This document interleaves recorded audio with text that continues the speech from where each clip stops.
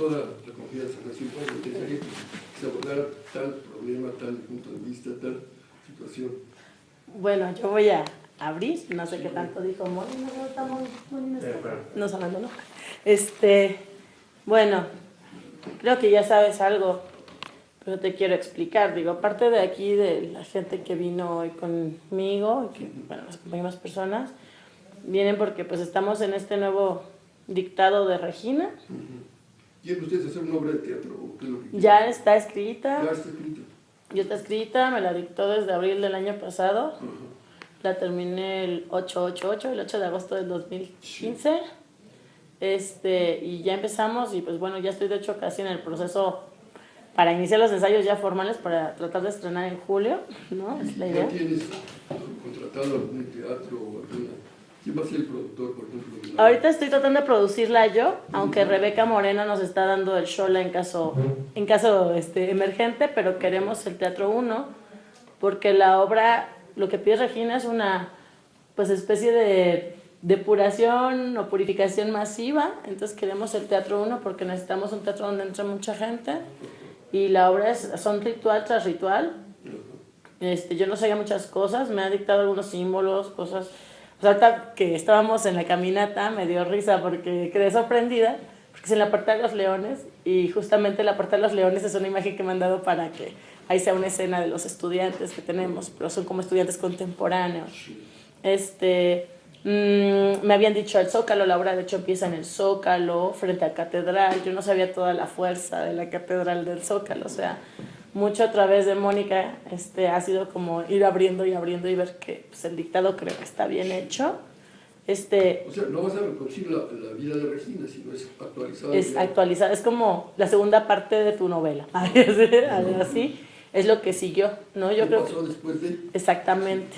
¿Y qué está pasando? ¿Y qué se está pasando ahorita? Exactamente, por ahí va el asunto. Entonces, bueno, pues algunos saben un poco de Regina, digo, yo ya leí la novela, pero no todos la han leído, entonces creo que un poco sería nosotros por ahí, ¿no? O sea, que nos aportes como lo que puedas para que, pues, abrir más, tal vez, ¿no? Abrirnos a tu experiencia de haberla conocido, todo esto, ¿no? ¿Alguna otra persona quisiera dar su opinión sobre qué tema quisiera que tratáramos ahorita? Tocayo, ¿tú qué opinas? Bueno, a lo mejor sería conveniente hablar un poco sobre por qué vamos a hacer esta caminata el 2 de octubre, ¿no? Ajá. Sí, y las razones, y el fondo de las cosas, yo creo que eso es muy importante también. Muy bien. Sí. Adelante, pásale. Aquí hay lugares. Hay lugares, aquí hay uno todavía. Muchas gracias, buenas tardes a todos.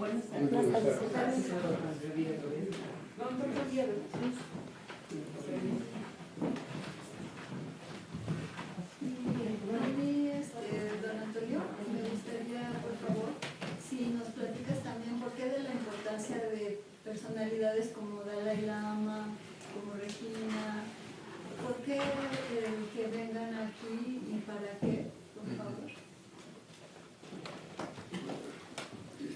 Esta noche piensan ustedes ir a dormir a su casa.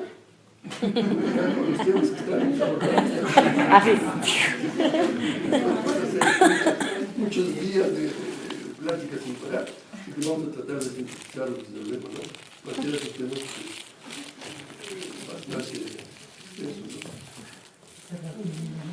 Es que ustedes están hasta las 12, ¿verdad? Sí, a partir de las 12. Bueno. Entonces, si alguien quiere también mencionar algún tema especial que le gustaría que se abordara, porque si no empezamos ya tratando de contestar más o menos breve, pero profundamente a las preguntas que me han hecho, ¿no? Primero empezaríamos con Regina, y luego con las consecuencias de Regina, y luego con la panorama general de lo que está pasando ahorita en México, si les parece. Bueno, pues para entender a Regina necesitamos ubicarla dentro de procesos de tipo cósmico, como son las eras astrológicas. Recuerden ustedes que la era anterior de tipo astrológico, que duran 2000 años, fue la de Piscis, terminó en 1948. para las personas que ya tenemos cierta edad, pues en realidad sí nos damos cuenta que de 48 para acá ha habido un cambio total en la conducta de la humanidad, ¿no? Y que todo esto es resultado de esas influencias. Recuerden que los astros no es que determinen en forma fatal la conducta humana, no es algo que no puede hacer más que lo que las influencias que está recibiendo, pero que sí en gran forma influencian mucho la actitud humana, ¿no? Es decir, el hecho de nacer tener un signo o tener otro en una época u otra, pues es tan determinante como el tipo de educación que uno recibe o el país en el que uno nace. Entonces son influencias que sí son bien importantes. Entonces, digamos, las influencias, por ejemplo, de Piscis, todo lo que se refiere a la espiritualidad, a la religiosidad, tenía un marcado carácter de fe, es decir, que la gente pues, creía las cosas porque pues, se dedicaban así en su religión. A partir de 48 empieza a haber un cambio en que la gente empieza a analizar las cosas y a tener y a creer en aquello que trata en alguna medida de comprender y de entender. Y además el desarrollo científico, que ya venía dándose desde unos años antes, se empieza a acelerar de una forma impresionante, porque lo que es la razón se desarrolla muchísimo en toda la humanidad a partir de 48, ¿no? Ahora, el cambio también, que es muy importante, es que recuerden que la Tierra es un ser vivo. Como ser vivo, pues respira igual que nosotros, ¿no? Es lo más determinante en nuestro caso pues, es la respiración. Yo me puedo pasar varios días sin comer y no me voy a morir varios días, o sea, no sé cuánto tiempo tardaría sin dejar de comer y sobre todo sin dejar de beber, pero no va a ser inmediato. En cambio, si dejo de respirar, me muevo inmediatamente. O sea, eso significa que la conexión que tengo yo, cualquier ser vivo, con el cosmos es determinante. Las narices de la Tierra son los Himalayas y los Alpes, más bien dicho. Todas las cadenas montañosas del centro de Asia es una de sus aletas. Y la otra aleta es todas las montañas de América. Y esto va cambiando, como va cambiando en nuestro caso, la respiración, que siempre estamos respirando más por una aleta que por la otra. Cada 2000 años se cambia esta concentración de energías que recibe la Tierra a través de la respiración de unas montañas a otras. Y en el caso de las eras astrológicas, en toda la era de Piscis han estado respirando por los Himalayas y ahora están respirando por los Andes. No quiere decir que ya deje de respirar totalmente por la otra aleta, pero principalmente por esta. Eso significa que la concentración de energías cósmicas que se producen en esa cordillera es mucho mayor y eso va a facilitarles a los seres humanos su desarrollo espiritual. Una cosecha de raíz, ¿no? Lo mismo pasa con este tipo de energías. Sin pedirnos permiso, la Tierra está cambiando de una a otra, pero aprovecharla ya en forma para producir un gran movimiento de desarrollo espiritual sí ya implica un trabajo humano. Entonces, lo que se necesitaba hacer a partir de 48 era lograr que esa respiración mecánica de la Tierra se produjera en un aprovechamiento consciente de los seres humanos. Y para eso se necesitaba despertar al máximo la conciencia de toda la cadena de los hagan de cuenta que no es lo mismo una persona que está respirando como cualquiera de nosotros, así nomás, porque está vivo, a una persona que está haciendo ejercicios de pranayama para aprovechar esa energía que produce la respiración. Va a aprovechar mucho mejor esa respiración. Entonces, para eso se necesitaba iniciar un proceso de despertar o de mejor manejo de las energías cósmicas de las montañas a partir de 1968.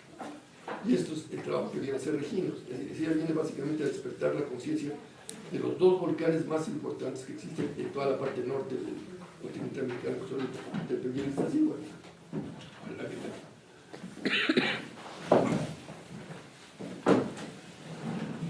Ese fue el trabajo que vino a hacer Regina, ¿no? Despertar esa conciencia de esos dos volcanes. Entonces ella, no quiero repetir la historia de ella porque ustedes la conocen en el libro, nace justamente al pie de los volcanes, en el Día de los Reyes, donde cada año se hace en la casa donde nació una velación, algunos de ustedes posiblemente han ido. Nace ese 21 de marzo de 1948, o sea, justamente en la fecha en que terminaba la era de Piscis y se iniciaba la era de Acuario. Muy pequeña es llevada al Tíbet, que en ese lugar es el único lugar donde se podía aprender ciertas cosas. El Tíbet en 1948 era el único país del mundo que se había mantenido totalmente al margen de lo que llamamos el desarrollo tecnológico y científico. No tenía coches, no tenía carreteras, no tenía fábricas, el país más atrasado del mundo en lo que se refiere a cuestión tecnológica.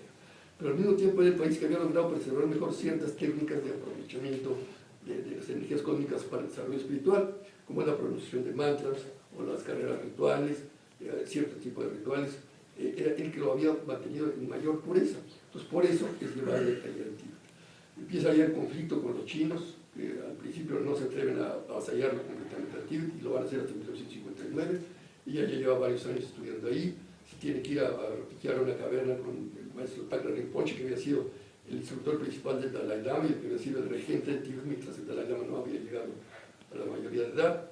Mantiene ahí, la mantiene oculta y dando instrucciones. Después se va a China para aprender la última etapa de su enseñanza, que era sobre todo superar el rencor hacia los chinos porque habían matado a sus padres y habían hecho horror en medio del Tíbet. Llega a México, hace su primer trabajo importantísimo, que es romper la cárcel de la Luna. La cárcel de la Luna es una cárcel en la que estamos todos aquí presentes y toda la humanidad. ¿En qué consiste esta cárcel?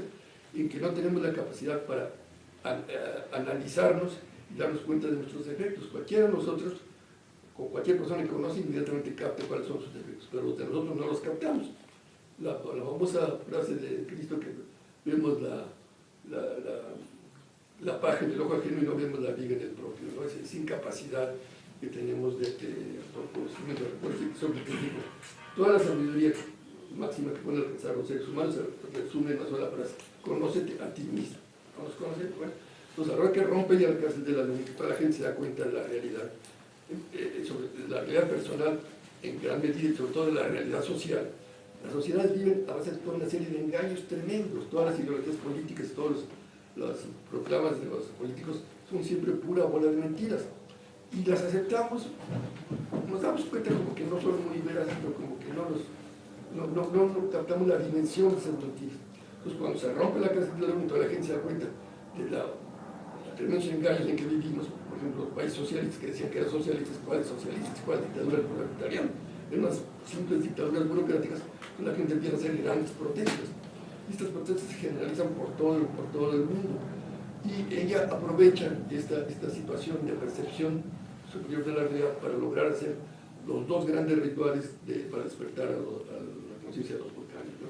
Son dos grandes manifestaciones, y algunos de ustedes tuvo unas manifestaciones, recordarán que fueron algo muy especial, sobre todo la manifestación del silencio, lograr que cientos de miles de personas, sin pronunciar una sola palabra, marchasen de Chapultepec al Zócalo. Una proeza porque el gobierno logró hacer todo un sistema de provocación para que la gente hablara, ¿no? y los insultara al gobierno. Había grabadoras por todos lados y gente tratando de provocar la reacción de los manifestantes, y no lo logró. Entonces todo esto logra con esto despertar al Popocatépetl, pero no al Iztaccíhuatl, que por razones que vienen desde la época de los aztecas estaba en un letargo muy especial. Esto va a requerir el sacrificio de 401 personas que se logra en Tlatelolco.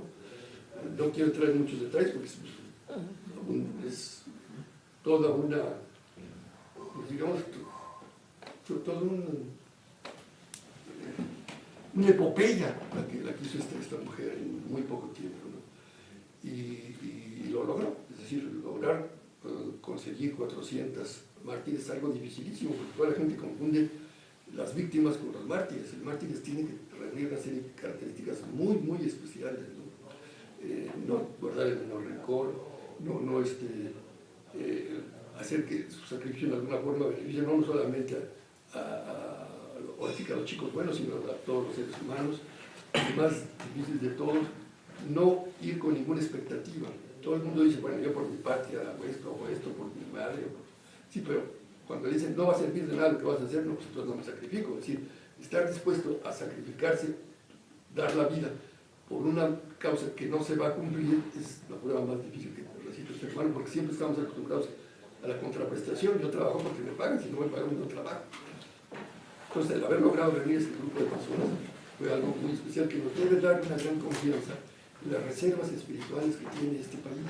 Tiene unas reservas espirituales maravillosas que actualmente, lo mencionaremos después, están actuando extraordinariamente bien en defensa de México, ¿no? No es la guerra que está librando en México, no es la guerra que nada más nos presentan los medios de horror y medio que están haciendo, y de corrupción y de violación y que no, están habiendo una serie de actos heroicos extraordinarios por personas que están dando la guerra que se necesita hacer. Eso ya, si ustedes quieren, hablaremos al final. Total, que entonces se logra eso y entonces se produce ya el despertar de esos dos volcanes, y a partir de ese momento se inicia un despertar de toda la cadena de montañas de América, es decir, la energía empieza a fluir hacia Sudamérica, se logra pasar el bloqueo que existe en el canal de Panamá, es como si hubieran hecho a la columna vertebral del planeta, porque eso es, todas las montañas de América son el equivalente a lo que el ser humano es la columna vertebral, es como si hubieran hecho un corte, pero se logra hacer un bypass y es un trabajo iniciado durante muchísimos años, no fue cosa nada más de Regina.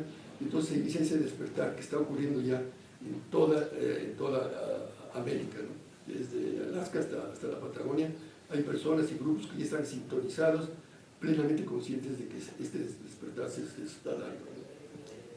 Pues a partir de ese momento, digamos, eso es la parte bonita, digamos, de las fuerzas del bien, lo que han estado haciendo, pero a partir de ese momento también las fuerzas del mal empiezan a porque no iban a estar dormidas, y utilizan dos tipos de trabajo estas fuerzas del mal. El primero es propiciar el desarrollo económico industrial a nivel mundial que propicie la depredación del planeta, es decir, que produzca contaminación, que produzca arrasamiento de los bosques, de las selvas, es decir, atacar la conciencia misma del planeta. Recuerden ustedes que la Tierra es un ser vivo, entonces hay un ataque a ella. Y segundo, atacar la conciencia de los seres humanos a través de propiciar un uso generalizado de las drogas. Siempre ha habido y siempre va para drogadictos, pero la proporción era mínima, ¿verdad? Es decir, yo en la universidad jamás vi que un estudiante se drogara hace tan solo 60 años, ¿no? Y después ha habido un incremento de las drogas en los jóvenes enorme y en todas las capas de la sociedad, que antes era muy, el uso de la marihuana era, ahora sí que para algunos grupos de albañiles o de gente así muy buena, y luego se generalizó totalmente. Bueno, entonces, ¿por qué? Porque las drogas es la mejor forma de adormecer la conciencia humana. Una persona que se droga no puede actuar conscientemente, se está inconscientemente, ¿no? Entonces, esos son los dos grandes instrumentos que han venido utilizando. Y lógicamente, el lugar donde se tenía que librar principalmente esta batalla era en México, porque en México es donde están formando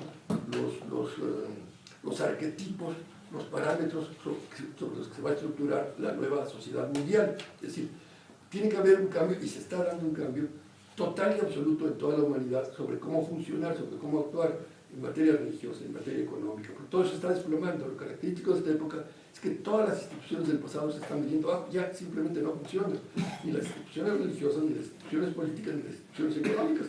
Es obvio, digo, hasta el menor persona dice, bueno, ¿cómo es posible que estemos admitiendo esta producción industrial de bienes que nada más están depredando el planeta y que no sirven para nada? Toda esa cantidad de artículos de consumo que se producen por millones y que no son simplemente consume, gasta, y cosas que no son necesarias, pero sí para producirlas se necesita estar abundando toda la conciencia del planeta, ¿no? Y se necesita además tener una economía que funcione en la explotación de unos por otros, es decir, subir a la mayor parte de la humanidad en una esclavitud tremenda con los bajísimos salarios, con el tipo de trabajo siempre muy rutinario y mecánico que también destruye la conciencia del ser humano. O sea, que para yo hacerme muy rico necesito, entre más gente se explote, voy a ser más rico. Bueno, eso no puede funcionar indefinidamente, ¿verdad?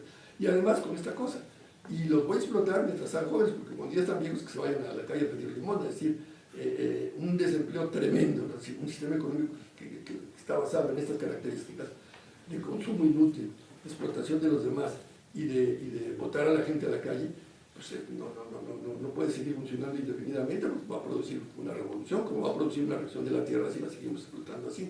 Entonces todo esto tiene que cambiarse, hay que buscar una forma de funcionamiento de todo, de las instituciones religiosas, políticas, económicas, educativas.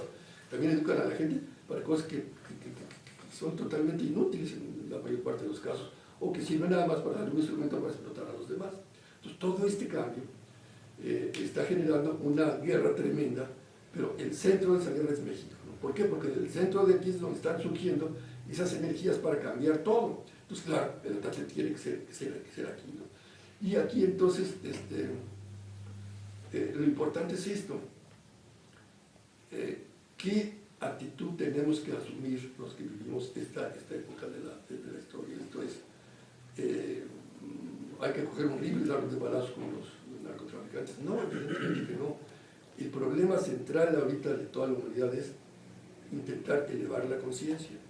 Intentar elevar la conciencia, no se logra elevar la conciencia a base de violencia, se logra a base de todos los instrumentos que siempre han existido, de oración, de meditación, de caminatas rituales, de danzas sagradas. Todo ese tipo de actividad es el que va a ir logrando elevar la conciencia, ¿no? Entonces, no sé si la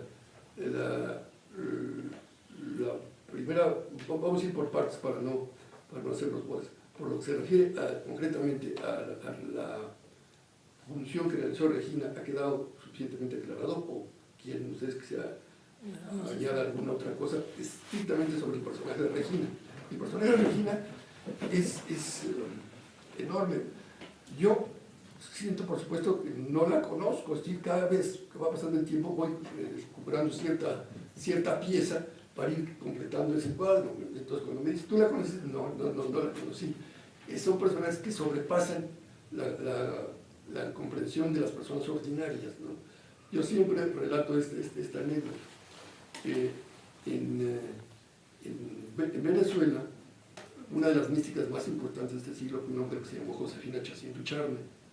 Esta mujer, desde niña, entraba en estados místicos, y el místico es alguien que logra captar la realidad en un nivel superior al ordinario, ¿no? Es decir, si estuviera aquí, por ejemplo, un místico, nos vería a nosotros. ¿Ustedes creen que yo lo estoy viendo? No, yo estoy viendo nada más los cuerpitos de ustedes, pero de ninguna manera veo lo que realmente son ustedes, el espíritu de ustedes, la forma de ser ustedes. No lo puede percibir a simple vista. En cambio, un auténtico místico nos ve y ya inmediatamente sabe cómo somos en un nivel espiritual. Seguramente aquí hay muchos niveles de cada uno de nosotros, y eso no se puede captar. Por muchos años, a través de la obra de cada uno de ellos se puede percibir, pero no a simple vista. Bueno, entonces esta mujer, desde niña, tuvo esa visión. Una sola vez salió de Venezuela y fue para venir a México, mucho antes del 68. Llega a México y la mandan directamente a Tlatelolco, y ella vio ahí el 2 de octubre del 68. Porque los místicos, la gran ventaja que tienen es que pierden esta tremenda limitación que nos da el tiempo. Nosotros no estamos viendo más que el presente, ¿no? Yo ahorita no puedo ver el pasado y mucho menos el futuro. Entonces el místico lo ve como una sola unidad, porque no existe presente, pasado y futuro, nada más hay un solo presente. Entonces ella vio lo que iba a pasar. Se regresa a Venezuela. Y cuando sale el libro y ella tiene un árbol, o tenía, ya murió, tiene un árbol allí en Venezuela, ¿no? En donde organizó su árbol con toda la estricta disciplina y rigor y fervor que tenían las primeras comunidades cristianas, ¿no? Que era una carencia total de egoísmo, de que, oye, este es mi plato, ¿por qué estás cogiendo mi plato? En que vivían en forma de auténtica comunidad, pero comunidad no por una presión política, sino de tipo espiritual, de comprender que pues, uno no es dueño de nada. Y además tenían que producir sus propios alimentos, no comían más que lo consumían ahí dentro de su comuna, y una auténtica oración, un verdadero misticismo, organizó ella su comunidad así, ¿no? Entonces, cuando algunas personas iban y no aguantaban eso, por supuesto, y entonces se salían de ahí, muchas hablando horrores de eso, y otras comprendiendo que si también tenían que salir es porque no tenían el nivel espiritual para aguantar una disciplina de ese tipo. Y aquí se formó un grupito de ese tipo de personas que decimos las auroras, que iban de vez en cuando allá, no habían logrado soportar ese tren de vida, pero de vez en cuando allá. Cuando sale el libro de Regina, se lo llevan. Entonces ella me habla y dice, oiga, mire, mándenme por favor 50 ejemplares de sus libros. Por supuesto era mística y no me dijo cuánto cuesta y se los voy a pagar, ese es un detalle que para ella no tenía importancia, ¿no? Y dice, pero desde luego le dijo, siempre lo cuento para que no crean ustedes que demasiado, que lo que yo digo es la verdad absoluta de Regina y sobre todo no es la verdad única. Desde luego le digo que usted no entendió a Regina, ¿no? Pues desde luego que no, porque usted no ha leído el Apocalipsis de San Juan. Sí, ya lo leí. ¿Alguno de ustedes lo ha leído? No se le entiende absolutamente nada, está escrito por un místico que ve las cosas de una forma que nosotros entendemos, con frases como estas. Es muy claro lo que va a pasar. Indudablemente el león rojo se va a comer al león verde, es lo que va a pasar ahorita. ¿Qué quiere decir eso? ¿Quién sabe? Entonces me dice, tal, lo que está escrito perfectamente bien la historia de Regina, y me dio los datos. Voy a la consulta, pues, unas horas así como esta, ¿no? Imposible de entender. Pero se quedó muy grabado eso. Me dice, usted no entendió realmente a Regina. Pues no, claro, lo entendía a nivel ontológico. O sea, el personaje de Regina rebasa totalmente la comprensión de personas ordinarias como somos nosotros. Por eso cuando a mí me discuten tonterías sobre Regina, les digo, mire, la Regina que usted captó para ustedes es la real.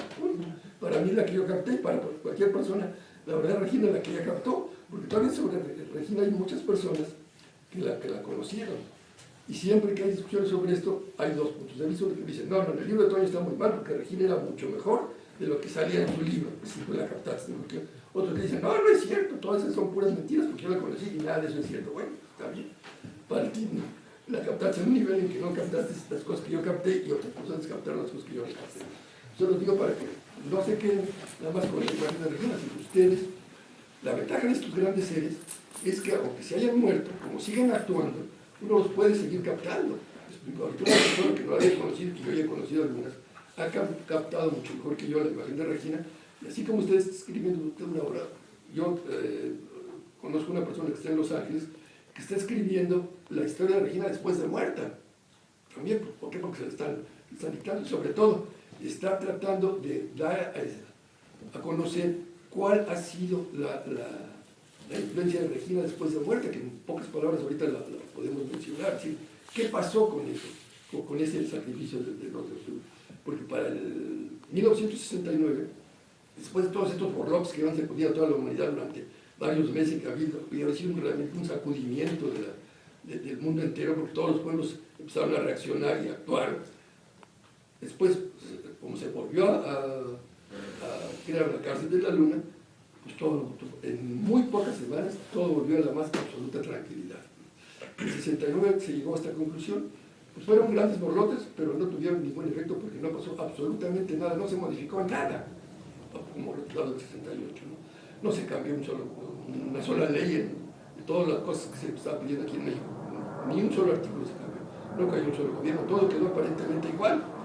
Eso era en el 69, pero ahorita, ya estamos cerca, se vayan a cumplir los 50 años, nos podemos dar cuenta de la gran transformación que ha tenido la humanidad como resultado de esa toma de conciencia que se dio en el 68, porque el 68 fue eso, una toma de conciencia planetaria. La humanidad se dio cuenta de toda una serie de cosas que estaban mal y dijo, hay que cambiarlas.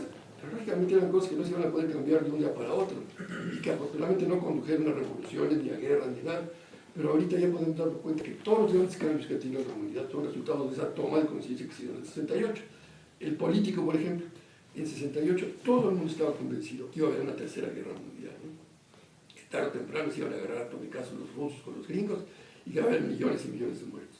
No hubo tal guerra y que en cambio hay que, por ejemplo, para que se quitaran los sistemas comunistas, pues iban a necesitar grandes revoluciones, también con millones de muertos. 20 años después, sin que se disparase un solo tiro, esos sistemas se desploman. Eran sistemas que tenían grandes ejércitos muy poderosos, grandes sistemas policíacos de vigilancia de todo. Se desploman, ¿por qué? Porque en 68 los pueblos se dieron cuenta que todo eso estaba mal. Pero todos se dieron cuenta, no solamente el pueblo, sino también los policías y los soldados y todo el mundo. Pues esto no funciona, realmente el comunismo esto está muy mal, hay que cambiarlo. Y para cambiarlo no nos vamos a matar. Sin que se hubiera una sola revolución, en la propia Rusia. Y luego, la Unión Soviética también era una mentira. ¿Cuál Unión Soviética? Era el dominio de Rusia sobre una serie de países, ¿me entienden? Los tenía totalmente dominados. Y de repente esos países dicen, bueno, ¿por qué tenemos que seguir siendo simplemente una colonia de los rusos? Vamos a independizarnos. Polonia, Estonia, Lituania, Checoslovaquia. Y para eso no nos vamos a matar. Porque los mismos rusos comprendían, bueno, si estos no quieren ser rusos, pues que se vayan y que recuperen su independencia. Esto que parecía imposible sin una guerra mundial, se logró tranquilamente. Y esos países recuperaron su independencia, cosa que antes nadie hubiera podido imaginar que se iba a lograr si no había una guerra entre Estados Unidos y Rusia, ¿no? Ha sido un milagro tan grande, esto tan increíble, que la gente no se ha percatado de cómo esto era aparentemente imposible, que no hubiera tercera guerra mundial, que estos países recuperaran su independencia, y la recuperaron sin ningún problema. Bueno, pero yo siempre digo que esto es lo menos importante de la gran transformación que está sufriendo la humanidad, que ya es bastante lograr estos cambios sin millones de muertos, pero en fin. Hay cosas más importantes como es la posición de la mujer en la sociedad, cómo ha venido cambiando desde entonces para acá, ¿no? Cualquiera de ustedes pregúntenle a sus madres y a sus abuelas cuál era la situación de la mujer hace 60 años y era algo totalmente diferente, ¿no? El porcentaje de mujeres que estudiaban profesiones en México era menos del 1%, ahora es más del 50%, ¿sí? En las universidades, y ahora hay más mujeres que hombres. En carreras que antes era imposible lograr. En el mismo ejército, ya hay en el colegio militar, ya hay mujeres, hay paracaidistas, hay tanquistas, la mujer ha invadido absolutamente todas las actividades. Que todavía falta mucho por lograr, sí, pero en relación a como estaban hace 60 años, bueno, es un cambio radical, ¿me explico? Entonces, esto es mucho más importante, porque la mitad de la humanidad estaba realmente marginada, sojuzgada de la parte y marginada. Todavía no se logró un perfecto equilibrio. Sí, bueno, pues estamos hablando de una era de 2000 años. Entonces, lo que se ha logrado, sobre todo desde los 60 para acá, pues, no se había logrado en siglos, pues vaya que sí, eso es un cambio. Digo, ahí tenemos ya dos por ejemplo, ¿no? La cuestión, por ejemplo, de revaloración de las tradiciones, de las culturas que no eran la cultura occidental. Antes se consideraba que la única cultura importante que había existido en la humanidad era la cultura occidental. Ustedes vean los libros de supuesta historia universal, relatan la historia de Europa, pero no de todas las otras culturas, ¿no? Dan apenas una simple mención. Siempre doy el ejemplo de la historia universal de John, que se considera durante mucho tiempo la mejor historia universal que se había escrito. Bueno, en esa historia universal, que es de 45 grandes tomos, dedicaban 3 o 4 tomos a algo que no fuera Europa, y todo lo demás era referir a la historia de Europa, ¿no? Por ejemplo, la cultura egipcia, que fueron varios miles de años, dedicaban un tomo, ¿no? Y a la obra de Pedro el Grande, Federico el Grande, rey de Prusia, dedicaban otro tomo, como si fuera comparable a la historia de un rey que gobernó un pequeño reino, a la historia de 4 culturas egipcias que se dieron en esa zona durante varios miles de años. Es una desproporción total y absoluta. El caso, por ejemplo, de México no aparece en esa historia hasta que luego lo conquistan los españoles. Antes, pues, ¿qué importancia tenía si todavía no había sido conquistado por Europa? Ninguna. O sea, no meten en la historia universal de hombre nada que no sea anterior a la conquista de México por España. Era la visión totalmente deformada que se tenía de la historia. Entonces, ha habido una recuperación de toda esa herencia cultural que es valiosísima, porque cada cultura, aunque se extinguen las culturas, pues son organismos vivos, también mueren, pero dejan una herencia. Es como una persona que fue riquísima, ¿verdad? Y se muere, pues todo su dinero se queda ahí, hay que aprovecharlo, ¿no?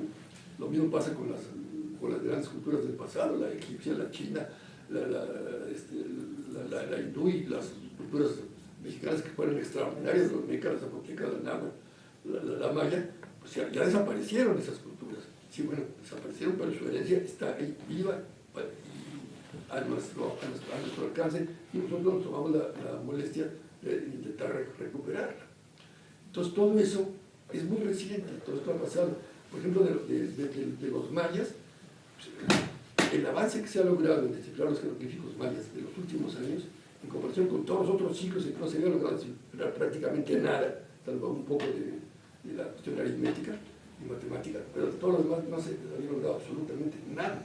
Y de los últimos años para acá se han empezado a descifrar gran parte de los jeroglíficos mayas, y ahí hay toda una gran sabiduría que nos puede beneficiar. Y en cualquier cultura lo mismo.